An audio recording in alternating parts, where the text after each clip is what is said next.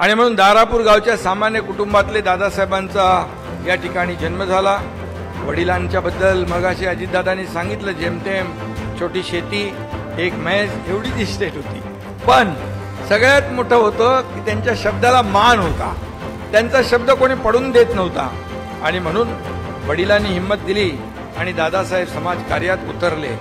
दादासाहेब गायकवाड हे त्यांचे गुरु होते। गायकवाड यांच्या नेतृत्वाखाली झालेल्या भूमिहीनांच्या सत्याग्रहातून गवई साहेबांचा उदय झाला आणि त्यावेळेस महाराणी गुरढोरं वाहून न्यायची नाहीत, मेलेल्या जनावरांचं मांस खायचं नाही या भूमिकेने रासू गवई त्या ठिकाणी दादासाहेब चर्चेमध्ये आले आणि नवबौद्धांच्या सोयी सुविधांसाठी त्यांनी केलेलं आंदोलन देशभर गाजलं।